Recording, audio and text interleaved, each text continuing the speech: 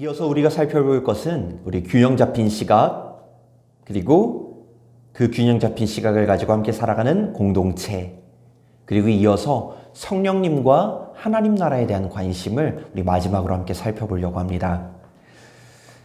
균형 있는 시각, 건강한 공동체가 부족한 한국 교회는 사실 척박함이라는 한 단어로 표현할 수도 있을 것 같아요.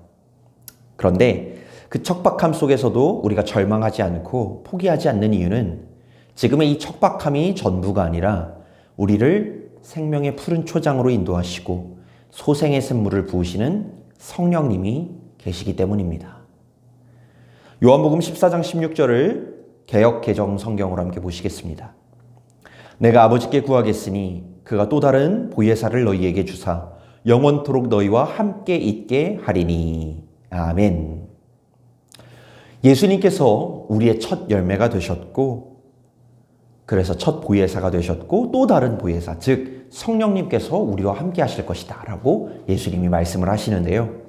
이 성령님은 뒤에 있는 요한복음 16장 13절에서는 이렇게 묘사가 됩니다.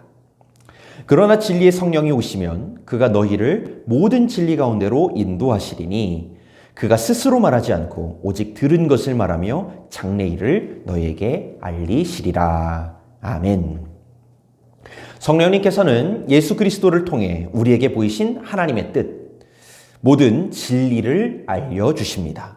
그래서 시간이 흐르고 장소가 바뀌었지만 우리는 성령님으로 인해 그 신앙을 예수 그리스도로부터 지금까지 전수받았고 또한 전수할 수 있는 것이죠.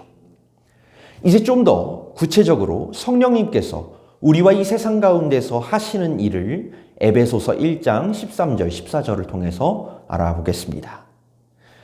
여러분도 그리스도 안에서 진리의 말씀, 곧 여러분을 구원하는 복음을 듣고서 그리스도를 믿었으므로 약속하신 성령의 날인을 받았습니다. 이 성령은 하나님의 소유인 우리가 완전히 구원받을 때까지 우리의 상속의 담보이시며 우리로 하여금 하나님의 영광을 찬미하게 하십니다. 아멘. 예수 그리스도를 구원자로 고백한 우리의 삶에 성령님께서는 내주하시면서 우리를 인도하십니다. 그것을 좀 더 구체적으로 얘기하면 이 말씀에서는 먼저 우리가 어떤 사람인지 설명해 주는데요. 우리는 구원의 복음을 듣고 예수 그리스도를 믿음으로 성령님께서 내 안에 거하는 존재가 되었다. 다시 한번 강조하면서 이렇게 우리는 하나님 나라의 백성, 하나님의 자녀, 하나님의 소유가 되었다고 합니다. 그리고 우리 말씀을 따라 살펴보면 성령님은 이런 구원받은 우리가 구원의 완성에 이를 때까지, 이따가 로마서 말씀을 함께 살펴보기도 하겠지만 영혼의 구속뿐만 아니라 우리의 몸이 속량받을 때까지 성령님께서 우리를 이끌어 가신다. 그 보증이 되신다. 보증이 되시는 인도하시는 분이다 라고 얘기하는 겁니다.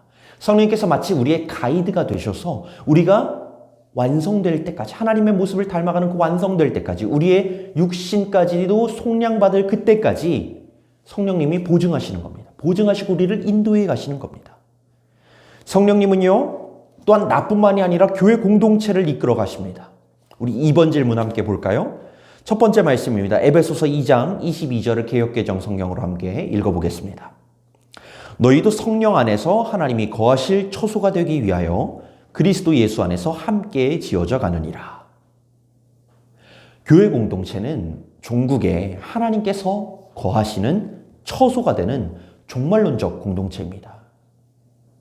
교회가 되게 중요해요. 교회는 종말론적 공동체, 하나님의 처소가 되어가는, 완성된 우리가 하나님을 영접함으로 하나님의 처소가 되는 아주 중요한 공동체인데요.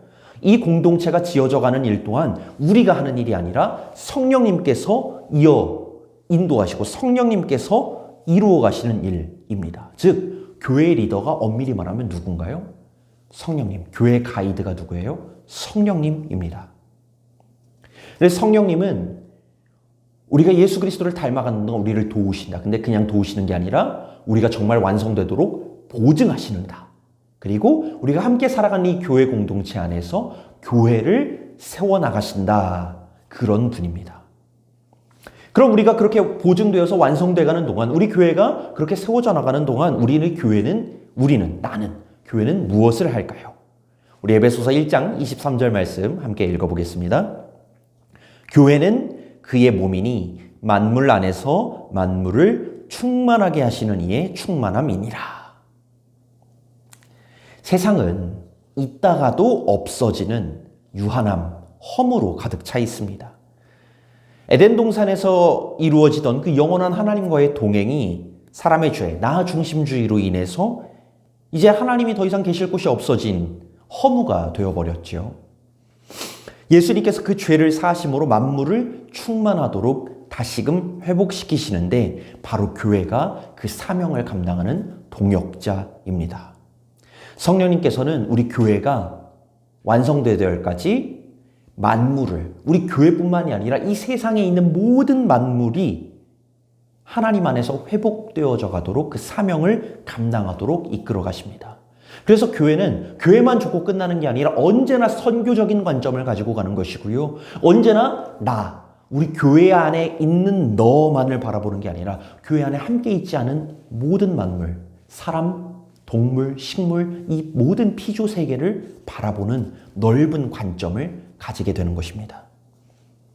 이렇게 교회를 지어가시고 만물의 회복의 사명을 감당하도록 도우시는 성령님을 우리가 무시하면 어떻게 되는지 그 결과 또한 사도 바울은 얘기하는데요. 우리 에베소서 4장 30절에 분명히 이렇게 얘기합니다. 하나님의 성령을 근심하게 하지 말라. 그 안에서 너희가 구원의 날까지 인치심을 받았느니라. 성령님은 내 안에 그리고 교회 안에 계시다는 것, 이것을 우리가 무시하고 살게 되면, 그 인도를 따라 살지 않게 되면, 자기 육신의 욕망을 따라서 행하게 되면 성령님은 근심하시고 종국에는 소멸되어 버리고 맙니다. 나와 교회가 인도자를 잃었어요. 가이드를 잃었어요. 그럼 결과는 어떨까요? 뻔하지요. 사람의 좋은 대로 교회가 이리저리 흔들릴 겁니다. 어디로 가야 할지 그 방향을 잃어버릴 겁니다. 내 신앙도 세상 사람들과 다를 것이 없게 되겠지요. 나의 인도자, 가이드, 성령님을 잃었으니까요. 우리가 처음 보았던 것처럼 그리스도의 향기, 매력, 설명의 열매를 우리가 맺을 수 없게 되는 것입니다. 그래서 성령님을 기억하고 성령님의 인도하심을 따라 사는 것이 바로 우리가 신앙적으로 훈련되고 예수님을 닮아가는데 아주 중요합니다. 우리가 이 중요한 성령님을 따라 살다 보면 자연스럽게 그리스도인은 하나님의 나라를 기다리게 되는데요. 안타까운 건 많은 그리스도인들이 하나님의 나라를 기다리지 않거나 심지어 하나님의 나라에 대해서 생각하지도 않는다라는 거예요. 기독교 신앙은 내가 죄인인데 예수님 용서해 주셨으니까 나도 죽어서 천국 가겠구나 하고서 끝나는 것이 아니라 지금 우리가 사는 이 땅 가운데서도 내 삶과 교회와 이 세상이 하나님 나라가 임하도록 하나님 나라로 변화되어 가도록 하는 것입니다. 그래서 예수님께서도 당신의 기도 가운데 첫 번째로는 하나님의 이름을 높였고요. 두 번째 기도가 무엇이었어요? 하나님 나라가 임하게 하옵소서라고 말씀하셨지요. 하나님 나라를 기대하고 기다리는 것은 그리스도인의 자연스럽고 당연한 모습입니다. 로마서 8장 22절에서 26절은 이러한 시대를 우리가 어떻게 살아가야 할지를 말해줍니다. 모든 피조물이 이제까지 함께 신음하며 함께 해산의 고통을 겪고 있다는 것을 우리는 압니다. 그뿐만 아니라 첫 열매로서 성령을 받은 우리도 자녀로 삼아주실 것을, 곧 우리 몸을 속량하여 주실 것을 고대하면서 속으로 신음하고 있습니다. 우리는 이 소망으로 구원을 얻었습니다. 눈에 보이는 소망은 소망이 아닙니다. 보이는 것을 누가 바라겠습니까? 그러나 우리가 보이지 않는 것을 바라면 참으면서 기다려야 합니다. 이와 같이 성령께서도 우리의 약함을 도와주십니다. 우리는 어떻게 기도해야 할지도 알지 못하지만 성령님께서 친히 이루 다 말할 수 없는 탄식으로 우리를 대신하여 간구하여 주십니다. 아멘. 하나님의 나라를 기대하지만 우리가 살아가는 이 세상은 그렇지 않지요. 성경은 그래서 이 세상을 고통하고 신음하고 있으며 그리스도인조차도 속량을 고대하면서 세상 가운데 살아가지만 신음하고 있다고 말합니다. 예수님을 믿으면서 우리가 예수님 믿으면 모든 고통이 사라질 거야. 이제 나는 더 이상 승승장구할 거야 라고만 생각한다면 그것은 안타깝게도 오산입니다. 예수님을 믿지만 우리의 몸이 온전히 구원받는 그날까지 만물과 함께 그리스도인들도 똑같이 고통받는 게 바로 현실이고 성경 또한 그렇게 말합니다. 그렇다면 대체 우리는 그리스도인들은 뭐가 다른 걸까요? 세상은 고통과 심음 앞에서 그나마 덜 고통스러운 걸 찾으려고 애씁니다. 그리고 그걸 차지하기 위해서요, 때로는 남을 핍박하기도 합니다. 남의 것을 빼앗고요, 내가 우열에 서서 난 좀 덜 고통받고 넌 좀 더 고통받더라도 난 덜 고통받아야 돼. 나의 생존을 위해서 남의 생명을 착취하기도 합니다. 그러나 그리스도인에게는 하나님으로 인한 소망이 있습니다. 언젠가 완성될 그날을 기다립니다. 그래서 그리스도인은 다르죠. 그리스도인은 참고 기다립니다. 이게 바로 그리스도인의 다른 점입니다. 썩 마음에 들지 않으실 수도 있어요. 그런데 우리는 세상과 달리 기다리고 나만 기다리는 것이 아니라 함께 기다리고 함께 참고 함께 살아날 것을 기다립니다. 만물의 회복을 소망하며 기다립니다. 그리고 성령님께서는 그렇게 참고 기다리는 우리가 무엇을 기도해야 할지도 모를 만큼 고통스러울 때일지라도 우리를 위하여 하나님 앞에 중보하십니다. 우리는 홀로 있지 않습니다. 하나님께서 완성될 그날을 약속하셨고 우리가 그날까지 견디고 참고 이겨내도록 오늘도 기도하고 함께하고 계십니다. 이 시간 잠깐 영상을 멈추시고요. 우리 교제에 내가 겪고 있는 세상에서의 고통, 그리고 내가 살아가는 가정, 학교, 직장, 교회 가운데서 신음하고 있는 고통과 어려움을 한번 적어보셨으면 좋겠어요. 그 적은 내용을 가지고 하나님 앞에 기도드리며 우리 이번 내용에서는 우리의 소망을 품고 나아가 보려고 합니다. 잠깐 멈추시고 우리의 그 고통과 신음하는 목소리를 하나님 앞에 적어보시길 바랍니다.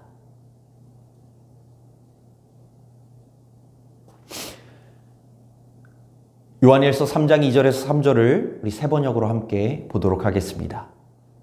사랑하는 여러분, 이제 우리는 하나님의 자녀입니다.